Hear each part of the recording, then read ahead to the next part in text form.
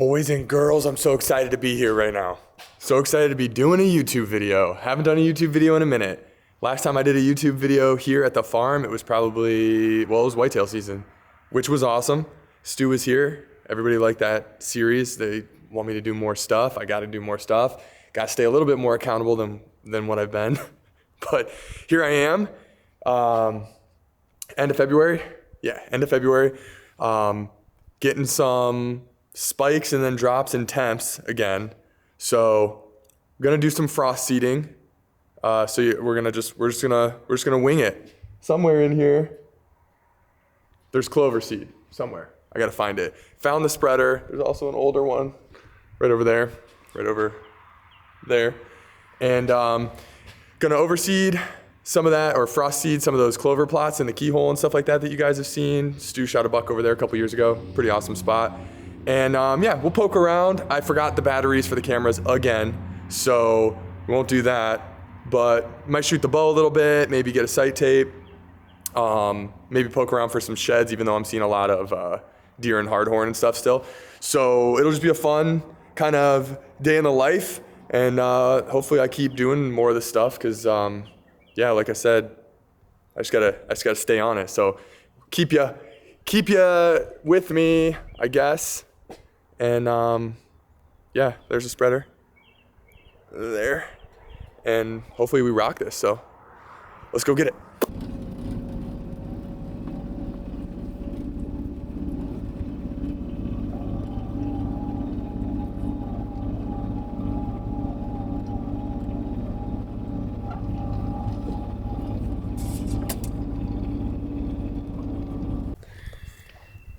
All right, so this is the spot we call keyhole, and you can see it is getting torn up, and they're eating. They're going after all that clover. So I'm gonna do this area here and frost seed it because it looks like we've got some temperatures going up and down, so it should be perfect for that.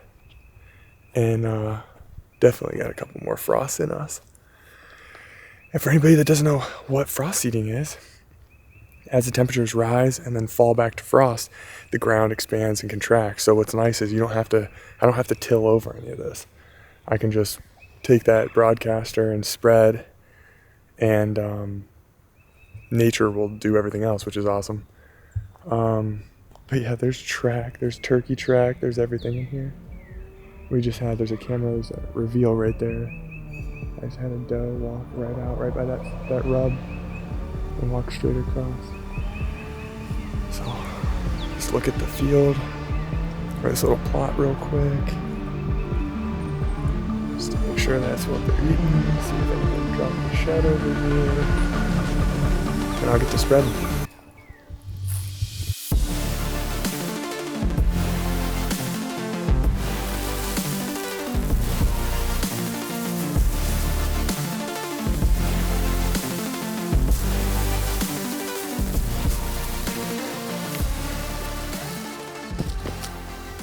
All right, so we got the keyhole done. Now we are at the infamous power line, which this power line goes, I mean, you guys can see it goes there at Dog Legs left, it continues on south, and it goes all the way out to here. Nice little electric easement. It's a nice spot. I've hunted both sides of it. And here we've got, back here is those mature woods that, you know, there's neither a rhyme or reason to make a deer go however it wants to go. It's just big. There's not a lot of pinches in there. On this side, there's bedding, real thick, a lot of briars. No one really goes in there. We try to keep it like a sanctuary. But this is a nice little staging area, kind of like how the keyhole is. So what typically will happen is in an afternoon hunt, if they're bedded back in here, they'll come out, they'll feed through here, and they'll make their way to those bigger food plots, those cornfields or brassicas fields or soy fields or whatever's planted that year or whatever. I really like it. Me and Stu hung in that tree, and we were targeting a couple different bucks, and one of them, Sticker, he was like borderline, like for sure would have went on the list the next year, and he came out right here, fed in, and was, I don't know, inside of 20 for a while. And we got some good footage of him a couple years ago. It was pretty cool. But definitely a cool spot. Hightower this past season was back in there, came up here, crossed, and went back into bedding that way. So it's definitely a good spot. I think further south another great like bedding spot, transition zone. So I'm gonna do the same thing here and just kiss it with a little bit of that clover. There's some clover in here still, but we'll see. Last year this was a plot. 2 years ago we let it grow out like that. They still come through it, so I don't know. You know, it's, are you getting them to stop and feed or not? Basically, is the question. So, but I'll get this spread, and then we can get into the good stuff: scouting, shed hunting, shooting the bow, all that.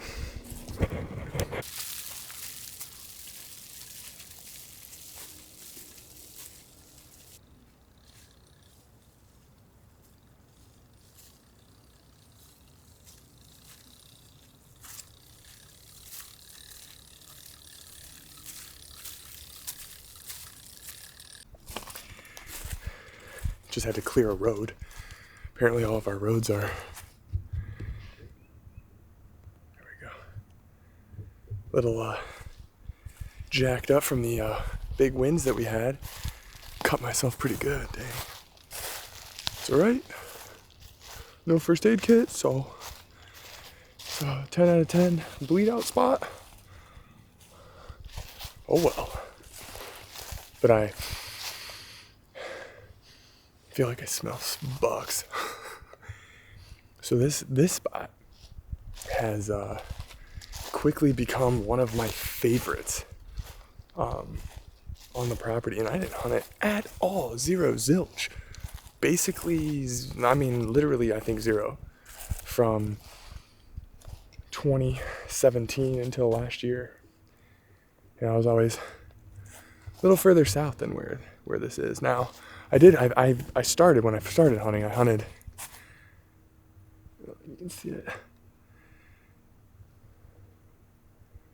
So really nice, comfortable ladders, super safe, you know, good way to get introduced to, you know, sitting or whatever.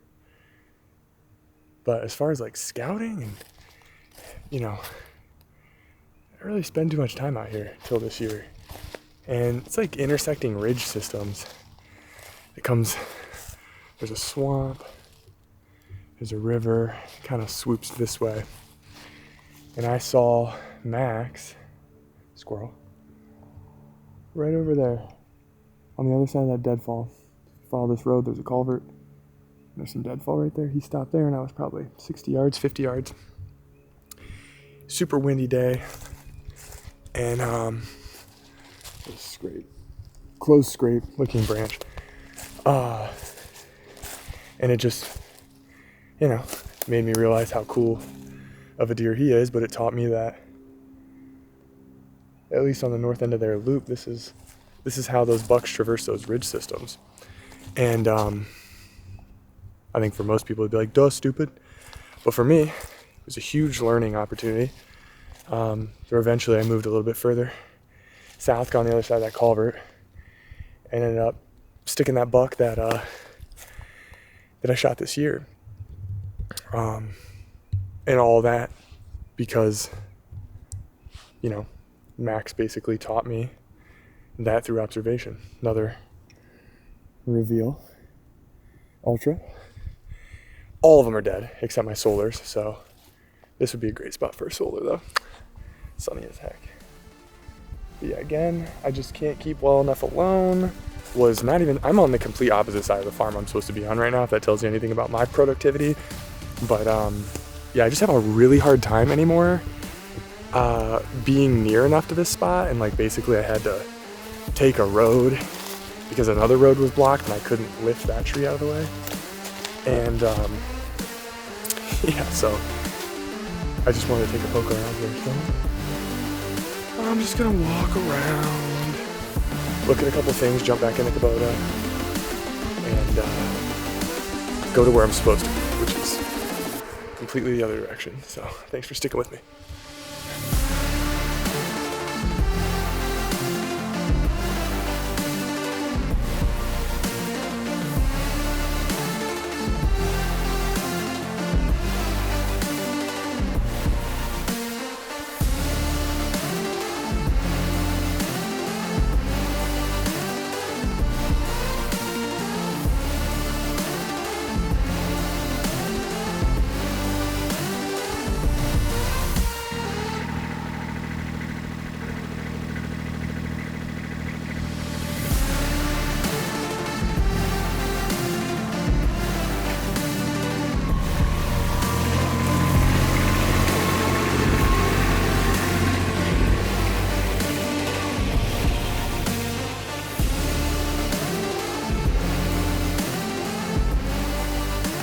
Look at me doing what I said I was gonna do. I finally made it back to where I was supposed to be in the beginning, the whole time today.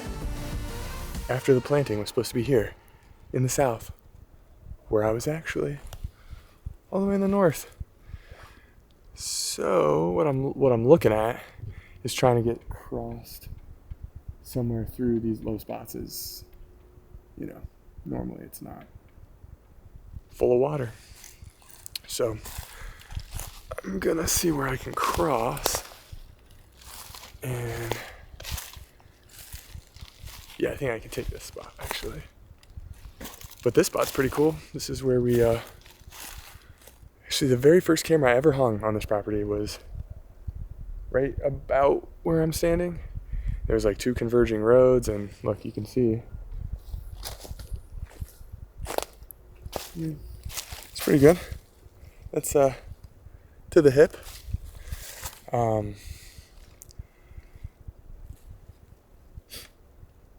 So yeah, so I'm gonna keep on keeping on. But I tracked Stu's deer. You know, he got shot in that food plot over there, came in here and basically straight lined it. So I'm gonna head this way, just look for sheds, any type of sign. Tons of, what's really crazy is, and maybe it's not crazy, but for me it seems to be super crazy, is like there's so many fresh scrapes, which is wild to me. But yeah, try to get through this water somehow, get over to where I need to get to. I actually don't know how I'm gonna get through that, but we'll see how it goes.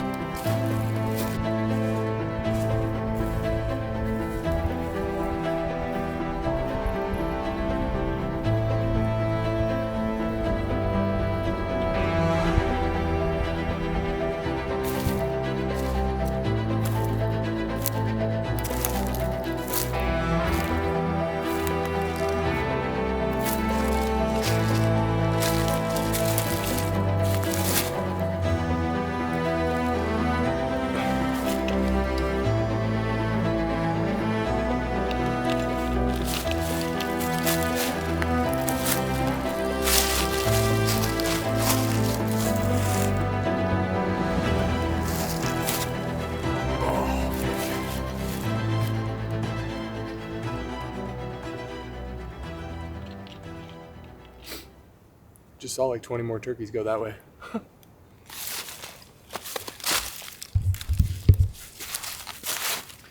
Got squirrels scampering. No deer. No sheds, which is normal for the no deer part. No sheds part is a bummer. So I'm just taking it as an opportunity to scout a little bit, run tracker on Onyx, and kind of, follow some trails and stuff, see what's going on. But man, am I hungry. I am hungry. So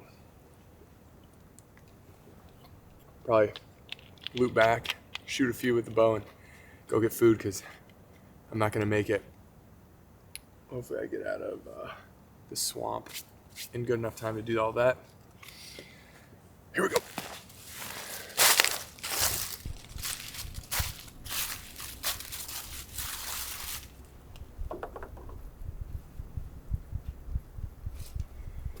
All right, I'm exhausted.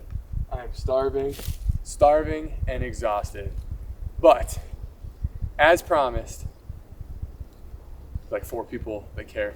As promised, the bow for the year. So probably not a surprise, but it's a Mathews. It is an ARC. It is brown. It's like what everybody's gonna be shooting this year probably.